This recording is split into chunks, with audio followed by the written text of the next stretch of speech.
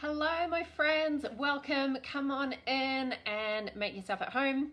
Grab a pen and a piece of paper as always if you haven't already, because I love to give lots and lots of value in these sessions. So I want you to write it down and capture it and use it.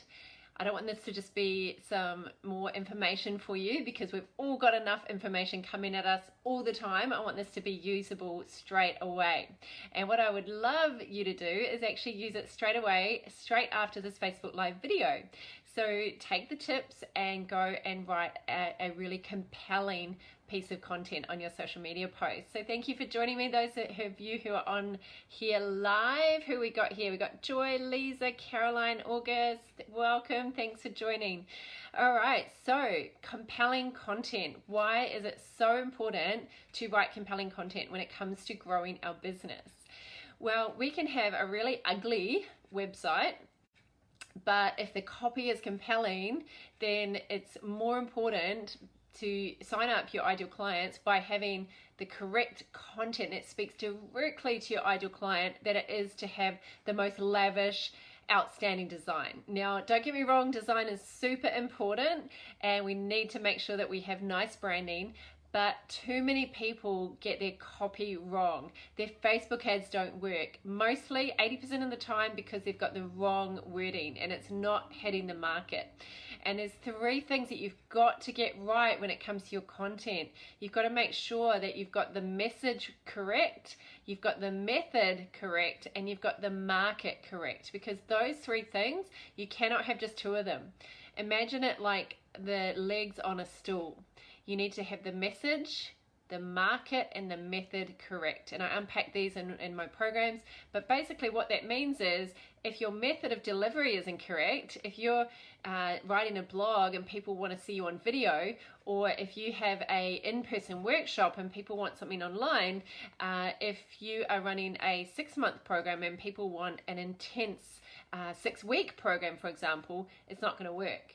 If you have the wrong message, meaning you're saying the wrong things, or you're saying the right things but to the wrong people, it's not going to match. The message is not matching the market. So you've got to be clear. You've got to make sure that you have those three things in place.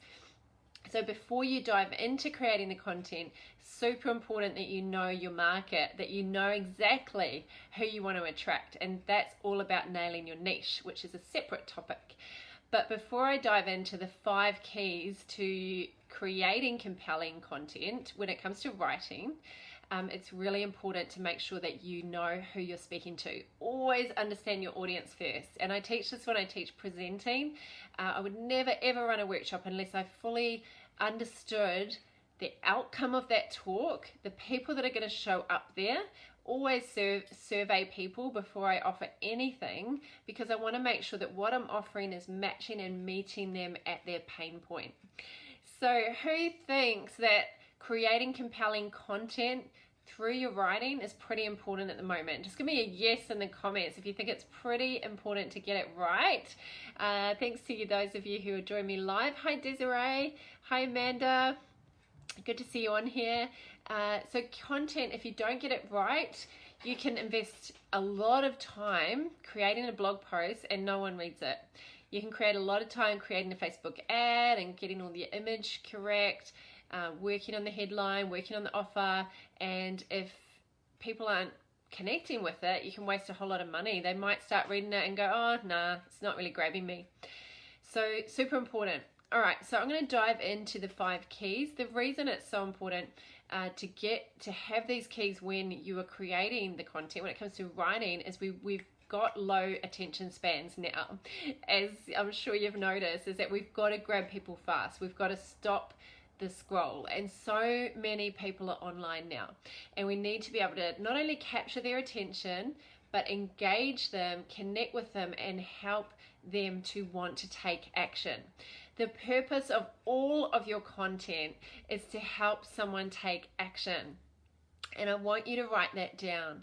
The purpose of your content is to get someone to take action, not to just give them more information, not just so that they feel inspired, not that so they go, oh, Kat's smart, or oh, that's quite interesting. Yeah, good to know. That's it. but you actually want people to take action as a result of consuming your content. So whenever you're going to write a piece of content, you always want to be thinking about the action that you want someone to take. And you always have to have in the back of your mind, what is the purpose? Always come back to your purpose before you create any piece of content. Now these tips that I'm going to share with you, they are more on the how to actually do the content. I'm going to be unpacking them. They're super simple though.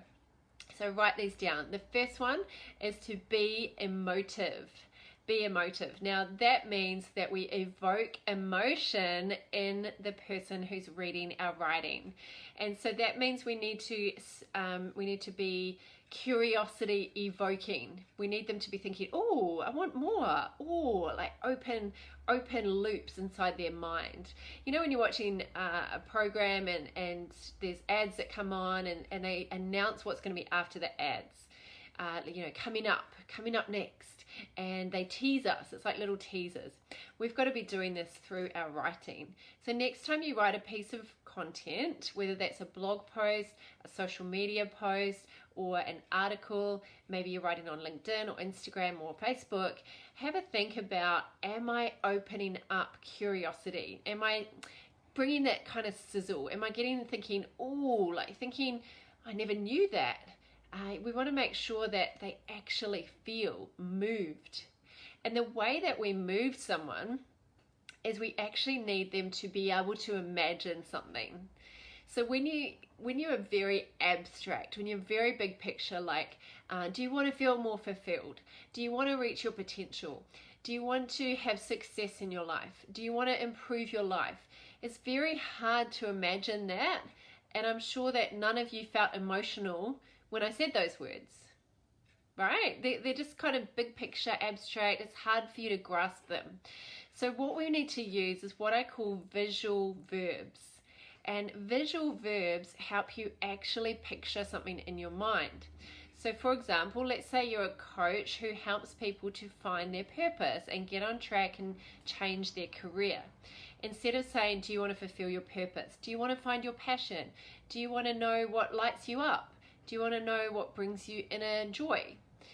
We might say something like, do you want to wake up in the morning and cannot wait to get those feet on the floor and out the door, because there is a line of people that are lining up, waiting for you. I'm just making this up on the spot, so don't use this one, to actually show them.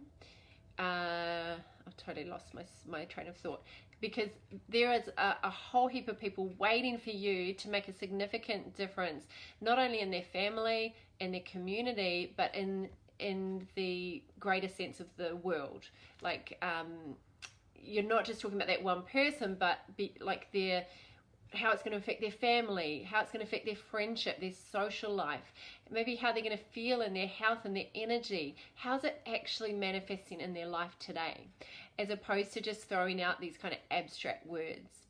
So remember that people want things to be simple. People want things to be fun. I see a lot of content where it's almost a little bit kind of formal, where someone's put something on their website like, would you like to receive my email newsletter? Register below. And it's a little bit like, would you actually say that to someone? Or would you maybe say, oh, hey, pop your email below and I'll hook you up? Or, drop your email, and if you like this and you want more, pop your email below and I'll send you out some free resources. So you want to make sure that it's emotional, that's everyday street language, which brings me to my second point, which is speak their language. Speak their language. So what are their key words? How do they describe their problem? How do they describe the result that they want, the benefits of those results, and that ultimate outcome that they want for their life? How do they actually word it? Because it's probably a little bit different to how you word it, because you're so involved in your industry. So we can get this kind of industry language. I used to see this a lot as a personal trainer, where personal trainers would use this kind of lingo about, anatomy and physiology. And the everyday client was like, mate, I just want to get rid of my beer belly, or I just want to get rid of these bingo wings under my arm, or I just want to tone my bum. You know, this is the language that people would use, but these trainers were trying to come across as really smart and eloquent, and it just didn't land. They weren't speaking that person's language. So you want to make sure that you're really clear. What does your ideal client want? How do they describe it? And then put it into their language. If you're getting stuck for content ideas, something that can be really helpful is to write down 5 of the most common questions you get asked about your topic. So I used to always get asked, how do I run a webinar? How do I set up my Facebook ads? How do I get more engagement on my social media? So all these things that my clients would ask me, I'd write them down, and then I'd start creating resources for them. I've got hundreds and hundreds of resources now, but they were all based on having real life conversations with my clients and with potential clients. So lots and lots of conversations with people who wanted to grow their business, and that has formed my content. So, for example, I remember a client years ago saying to me, oh, Kat, I really wish I had a resource that was like a social media plan. It was like a map, and I could see, the types of posts, and I could see the themes that I should be doing, and I could see which objections I needed to overcome through the post. So I was like, I'll create you one, because I love doing things like that. So I created this really cool social media resource. So think about what your conversations are like about your topic. If you even, let's say you meet someone socially and they say, oh, so tell me a bit more about what you do, and then what's the kind of question that they ask you about it, you might create like a resource for them, and then you can get that out there onto your blog, onto your social media, and you could write something really helpful, like the top 5 FAQs that you get, and then you say, hey, did you like this? You might like this. Jump onto this link and they can download your free resource, and that way you're also building your email list, right? So you're just using very everyday language. It doesn't feel like you're selling them, because you're not. You're just providing them with that free gift, and you're just doing it in a really informal, friendly, personal way. All right, number 3, and this one's super simple, but I see this all the time, people getting it wrong, and it's this: say you. So much of our copy, if we haven't been intentional, is filled with the word I. And I used to do this so much. If I look back at my blog, which I started in 2007, the content is terrible. It's just, I didn't know what I was doing. I wasn't a very good writer. I was a personal trainer. My gym was my office. And so it's taken years to hone the skill of copywriting. By the way, copywriting is basically writing to influence. It's any kind of sales or marketing content. So you don't want to just write content for content's sake. You want your content to influence people to take action. So make sure that in your content, you use the word you as much as possible, especially at the start. Make sure that you've got as many yous at the start of your content as possible. Do you feel like this? Would you like this? How would you like to feel like this? Instead of, I've created this and I've discovered this and I want to teach you this. Always see if you can flip it round. And a lot of you know this, you've heard this, right? But just go through all of your content with a fine-tooth comb before you post it. I'm not saying it has to be perfect, but take out the words I and flip it. So let's say you've got a piece of content and it says, I would love to share with you. You might just flip that round and say, you will pick up these tools. Instead of saying, I will teach you, you might say, you will learn, or you'll discover, or you'll get the tools or strategies that you can use to not only improve that relationship that you've got with your boss, but take it to the next level and be able to communicate in such a way that you can be super vulnerable and really understand each other. So inserting that word you as much as you can. People will never get sick of hearing the word you. I promise you. All right, lovely to see you on here. Hello, Dawn. Hi, Joan. Good to see you again. Hi, Celia. Hi, Christilla. Great to see you. Hi, Audrey. Good to see you again. Oh, hi, Russ. How are ya? So good. Okay, so we've done. So talking 5 keys to writing compelling content. Number 1 is to be emotive. Make sure that you move them. Make sure that they feel it emotionally. And we can do this by using visual verbs. We can do this by evoking their imagination, getting them to picture what are they going to see, what are they going to hear, what are they going to feel. How will that actually manifest in their life? Number 2, speak their language. Not formal, not overly professional, just being yourself. Literally being yourself, but inserting all of their keywords, the way that they say it. Number 3, say you, your, you would, like all of those versions of you as much as possible. Number 4, use benefit-rich language. Benefit-rich language is always talking about the outcome and not the features. Far too many people, they talk about their coaching program, for example, or they talk about their method, or they talk about how great timeline therapy is, for example, or how good it is to clear limiting beliefs, or their particular modality or intervention that they use, and they spend too much time talking about that. What's more important to the person reading that is what's in it for me, right? So that benefit language. So you might say something like, what that means for you is, so you might drop some credibility and say something like, over the last 6 years I've been an NLP practitioner, and what I've discovered is that when you go back to understanding the patterns that you formed in your brain when you were a child, often still affects us when your brain is still forming. So what I do now is actually help people revisit some of those patterns that are no longer serving them and clean them up so that they can just clean up those beliefs that are keeping them stuck, and that they can move forward into more fulfilling relationships. So what that means for you is that you'll not only improve your relationships, but you will be a master communicator. And so you kind of talked about the method a little bit, but you've said what that means for you is, what that ultimately means for you is. And there's 3 little one-syllable words that you can use in content that I use all the time, which is so you can. So you can. Every time I write a piece of copy, I pretty much always put so you can. So it might be something like, are you ready to attract more clients so you can have the life of your dreams?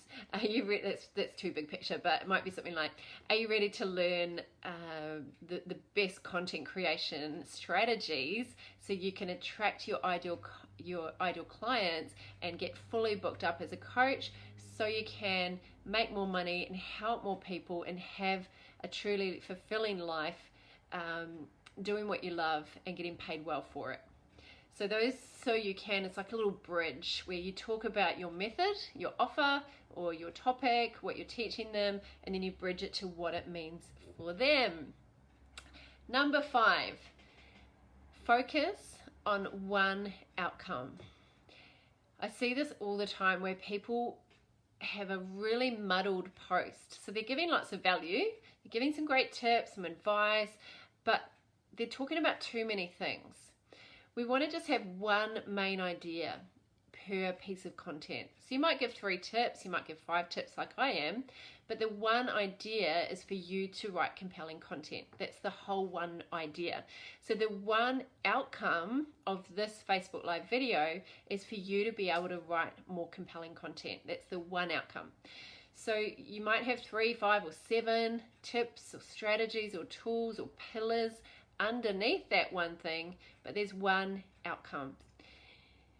When you have too many things, people get confused and they're like, oh, that was an interesting blog, but what do I do now? Some people have more than one outcome and they have more than one call to action. So they'll say, here are 5 things you can do today. Well, the person's probably not going to do 5 things after reading your social media post or your blog. But if you give them one call to action to think about, they might actually do it. So I'm giving you 5 keys to creating compelling content, but your one action is to go and write a piece of content that is compelling. Do you get the difference? So you want to make sure that you focus on one outcome, but also focus on one call to action. My one call to action for this video is for you to write compelling content and to invite you to my content creation workshop.